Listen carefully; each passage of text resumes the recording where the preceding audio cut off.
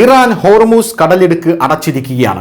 പക്ഷേ ഇത് ലോകത്തെ മുഴുവൻ ഒരു പിരിമുറുക്കത്തിലാക്കിയെങ്കിലും ഇന്ത്യക്ക് ഒരു പ്ലാൻ ബി ഇതിൽ ഉണ്ട് എന്നുള്ളതാണ് പ്രധാനപ്പെട്ട കാര്യമെന്ന് പറയുന്നത്. അമേരിക്ക, ഇസ്രായേൽ, ഇറാൻ എന്നിവ തമ്മിലുള്ള യുദ്ധത്തിന്റെ നേരിട്ടുള്ള ആഘാതം നിലവിൽ അസംസ്കൃത എണ്ണയുടെ വിലയിലും വിതരണ ശൃംഖലയിലും കാണപ്പെടുന്നു എന്നുള്ളതാണ് റിപ്പോർട്ട് ചെയ്യപ്പെടുന്നത്.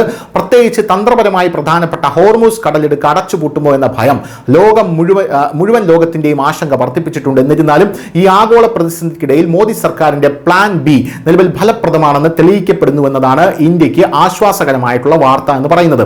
സർക്കാർ ഉദ്യോഗസ്ഥരുടെ അഭിപ്രായത്തിൽ ഹോർമൂസ് കടലിടുക്ക് വളരെ കാലം അടച്ചിട്ടാലും ആഭ്യന്തര ആവശ്യം നിറവേറ്റുന്നതിന് ബദൽ വിപണികളും വിതരണ മാർഗങ്ങളും ഉപയോഗിക്കാനുള്ള പൂർണ്ണശേഷി ഇന്ത്യക്കുണ്ട് എന്നുള്ളതാണ് റിപ്പോർട്ട്. സമീപകാലത്ത് എണ്ണ ഇറക്കുമതിക്കായി ഏതെങ്കിലും ഒരു രാജ്യത്തെയോ മാർഗത്തെയോ ആശ്രയിക്കുന്നതിനു പകരം വിവിധ രാജ്യങ്ങളുമായുള്ള ബന്ധം വർദ്ധിപ്പിച്ചുകൊണ്ട് ഇന്ത്യൻ സർക്കാർ അതിന്റെ വിതരണ സ്രോതസ്സുകളെ വൈവിധ്യവൽക്കരിച്ചിട്ടുണ്ട്. മിഡിൽ ഈസ്റ്റിലെ നിലവിലെ യുദ്ധ സാഹചര്യങ്ങൾക്കിടയിലും ഇന്ത്യ ഒരു ഊർജ്ജ പ്രതിസന്ധി നേരിടുന്നില്ല എന്നത് ഈ തന്ത്രം മൂലമാണ് എന്നുള്ളതാണ് റിപ്പോർട്ടുകളെല്ലാം സൂചിപ്പിക്കുന്നത്.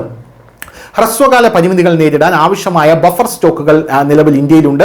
രാജ്യത്തിന്റെ തന്ത്രപരമായ കരുതൽ ശേഖരത്തിന് ഏകദേശം 15 ദിവസത്തേക്ക് LPG, LNG എന്നിവയുടെ ആവശ്യകതയും ഏകദേശം 45 ദിവസത്തേക്ക് അസംസ്കൃത എണ്ണയുടെ ആവശ്യകതയും നിറവേറ്റാൻ കഴിയും. എന്നിരുന്നാലും വിതരണത്തിന്റെ സുരക്ഷ ഉണ്ടായിരുന്നിട്ടും അന്താരാഷ്ട്ര വിപണിയിൽ ക്രൂഡ് ഓയിൽ വില ഉയരുന്നത് ഇന്ത്യക്ക് ഒരു വെല്ലുവിളി ഉയർത്തിയേക്കാമെന്നുള്ളതാണ് മറ്റൊരു പ്രധാനപ്പെട്ട കാര്യം.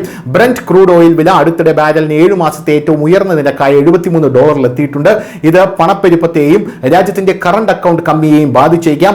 ലോകത്തിലെ ഏറ്റവും പ്രധാനപ്പെട്ട എണ്ണ റൂട്ടുകളിൽ ഒന്നാണ് ഹോർമൂസ് കടലിടുക്ക് എന്നുള്ളത് ശ്രദ്ധിക്കേണ്ടതാണ്.